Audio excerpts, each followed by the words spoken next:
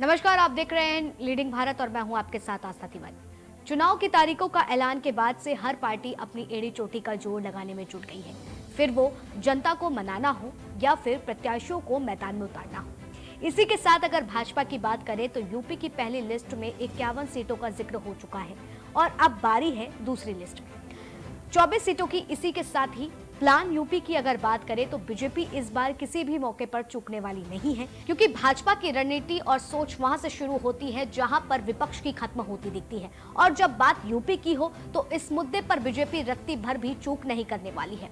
अब इसको लेकर के तमाम कयास भी लगाए जा रहे हैं।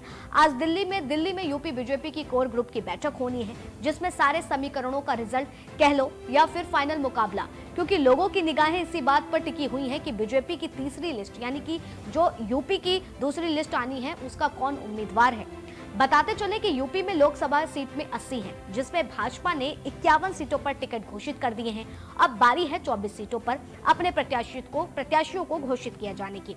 लेकिन इन 24 सीटों में 6 नाम ऐसे भी हैं जिन पर सबकी निगाहें लगी हुई हैं।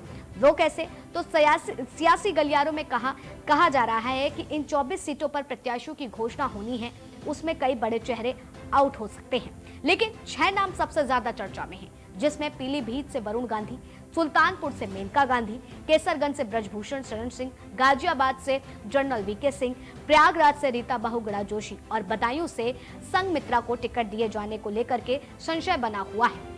सियासी जानकार की बात करें तो वो बताते हैं कि जिन नामों की चर्चा टिकट काटने के तौर पर हो रही है वह कितना सच होगी, यह तो टिकट बंटवारे के बाद ही पता चलेगा। लेकिन उत्तर प्रदेश के सियासी गलियारों में कुछ नाम ऐसे परफॉर्मेंस और कुछ नाम विवादों में आने के चलते कटने के कयास भी लगाए जा रहे हैं। हालांकि सुल्तानपुर से मेनका गांधी का टिकट काटे जाने की बजाय सीट बदलने की चर्चा सबसे ज्यादा है।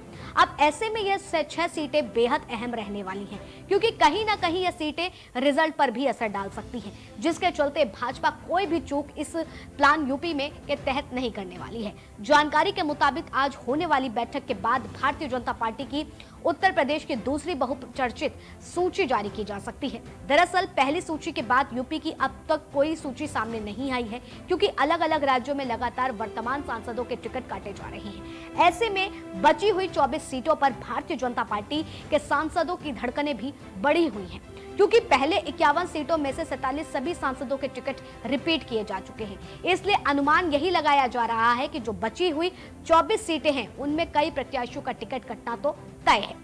सियासी जानकारों का माने तो भारतीय जनता पार्टी की कई सीटों पर टिकट काटे जाने के संदेश भी दिए हैं। अब ऐसे में इन बातों के 2 मायने लगाए जा रहे हैं, क्योंकि बीजेपी की जो भी लिस्ट अभी तक जारी हुई है उसमें बीते समय विवादों में रहने वाले लोगों के टिकट काटे ही गए हैं। युवाओं के साथ साथ महिलाओं को टिकट भी बांटे गए हैं, जिसके चलते 51 सीटों के बाद 24 सीटों में से 6 सीटें काफी अहम मानी जा रही हैं। अगर 24 सीटों के समीकरण को समझे तो 6 सीटें इसमें काफी अहम रहेंगी, क्योंकि ब्रजभूषण शरण सिंह, वरुण गांधी विवादों और बयानबाजी के चलते भाजपा के निशाने पर हैं, जबकि संघमित्रा के पिता स्वामी प्रसाद मौर्य के विवादित बयानों पर वो निशाने पर हैं। जनरल वीके सिंह जहां सियासी समीकरणों के असमंजस में फंसे हुए हैं, वहीं रीता बहुगुणा जोशी अपने बेटे की सियासत में आगे बढ़ाने के लिए वो पहले से ही सियासत से संन्यास की बात कर चुकी हैं। अब इन 5 नाम के अलावा छठा नाम मेनका गांधी का भी चर्चा में जरूर है, लेकिन उनके टिकट काटने को लेकर के फिलहाल कोई आधार नहीं दिख रहा है। सियासी गलियारों में चर्चा यही है कि संभवतः ऐसा है कि मेनका गांधी की सीट बदली जाए। तो ऐसे में साफ तौर पर लगता दिख रहा है कि भाजपा का प्लान यूपी बेहद जबरदस्त रहने वाला है, क्योंकि इस बार 80 की 80 सीटें जो अपने नाम करनी है, क्योंकि बीते 2019 में लोकसभा चुनाव में 62 सीटों पर बीजेपी ने अपनी सीटें हासिल की थी। तो इस बार उसकी तैयारी और निगाहें साफ तौर पर 80 की 80 सीटों पर टिकी हुई है। अब 24 सीटों का समीकरण तो यही कहता है। आपको कैसी लगी हमारी खबर? हमें कमेंट सेक्शन में जरूर बताएं।